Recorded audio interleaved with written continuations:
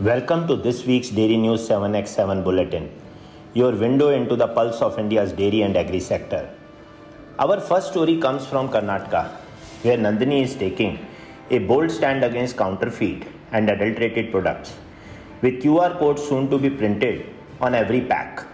In policy developments, the government has empowered Dairy and Fisheries cooperatives to act as Bank Mitras, linking village producers directly with credit and digital banking. Globally, China's Yili Group continues to lead in innovation and sustainability, showing how R&D and green technology can future-proof the dairy industry. And back home, maize farmers are reeling under prices far below the MSP, despite the ethanol push. The imbalance threatens the very feed base of our dairy economy. But beyond markets and policies, one story this week shakes us all. The tragic verka dairy plant accident in Ludhiana. One worker dead, 5 injured, and a haunting question that echoes through the industry. What does a dairy worker's life truly mean to our regulatory system? This is Kuldeep Sharma bringing you the Dairy News 7x7 Bulletin, where every story counts and every life should. Let us talk about the pulse point question of the week. What does a dairy worker's life mean to our regulatory system? One worker dead, 5 injured. A boiler explodes in Verka's Ludhiana plant on Vishwakarma Day, a holiday for most but not for dairies.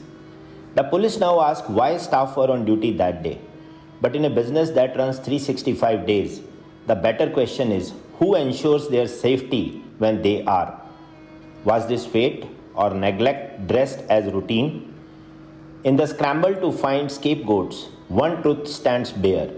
The milk never stops, but sometimes lives do. When will a dairy worker's life be valued as much as the milk they help deliver? India's dairy sector, long celebrated for its scale and reach, has recently been shaken by a series of alarming incidents, exposing the human cost of industrial lapses. In Anand, Amul's biogas plant blast in September 2025 left 7 workers burned, while a warehouse fire in Jamshedpur destroyed 15 crore worth of dairy stock, disrupting supply chains. Verka's Ludhiana plant saw a boiler explosion claim a life and injure several others during maintenance, raising questions on safety oversight. Avin's conveyor tragedy in Tiruvallur in 2024 claimed a contract worker's life, highlighting the perils of inadequate safeguards. Most recently, Maharashtra witnessed a shocking lapse when a human finger was found in a Yummo ice cream, sparking nationwide outrage over hygiene and operational negligence. These events collectively underline an urgent need for rigorous safety culture, accountability, and stringent food handling protocols, reminding the industry that growth cannot come at the cost of human life or trust. India's industrial safety landscape faces a persistent accountability deficit. Boiler inspectors, empowered under the Indian Boilers Act to certify pressure vessels and approve repairs, operate within a framework that shields them from personal liability. Responsibility falls solely on owners or users, even when negligence or false reporting contributes to accidents. Similarly, safety inspectors under the Factories Act enjoy quasi-judicial immunity for actions taken in good faith. While intended to protect honest officers, this clause has increasingly become a shield for habitual oversight failures, allowing systemic lapses to persist unchecked. The consequences are visible in tragic incidents across India's dairy sector: boiler explosions, conveyor entanglements, warehouse fires, and shocking hygiene breaches like a human finger in ice cream. Without mechanism to hold certifying officers accountable, technical investigations and corrective measures risk being superficial, leaving workers vulnerable and public trust in industrial safety ended. True reform demands dual accountability, inspectors and management alike. In developed jurisdictions, industrial safety is underpinned by rigorous accountability frameworks that India lacks. The European Union's Seveso III directive mandates corporate and regulatory transparency, requiring safety audit outcomes to be publicly disclosed, while inspectors themselves can be investigated by national ombudsmen or EU bodies.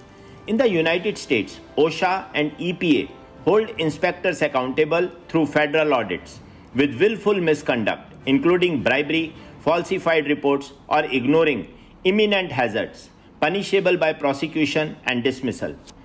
China's Work Safety Law 2021 and Special Equipment Safety Law go even further, holding supervisory officials criminally liable.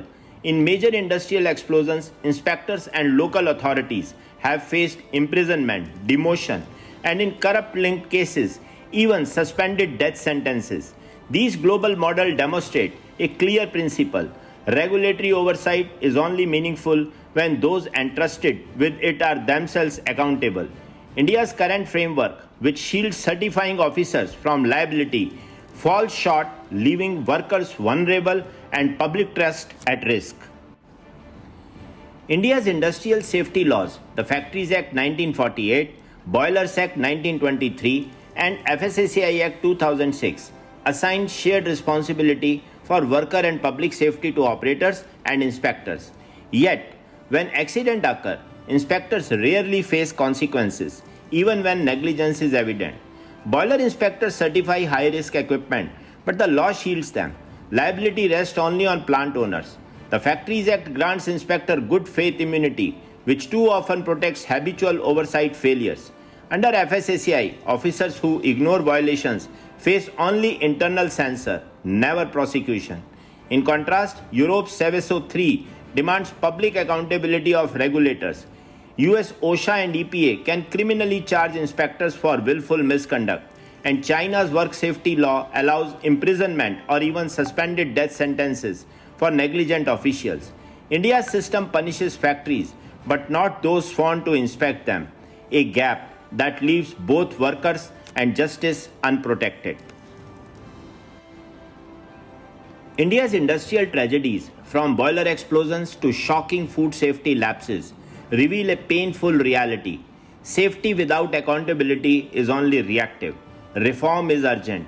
Independent accident investigation boards must audit inspector performance. Certifying officers should face criminal negligence, clauses for falsifying reports or ignoring risk. High-risk plant must publicly disclose inspection outcomes to ensure transparency. Dual accountability, holding both operators and regulators responsible, is essential.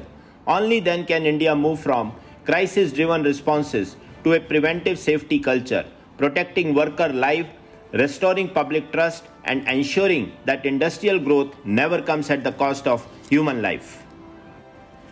India's factories, dairies, and food plants run on the labor of millions whose lives rarely make headlines.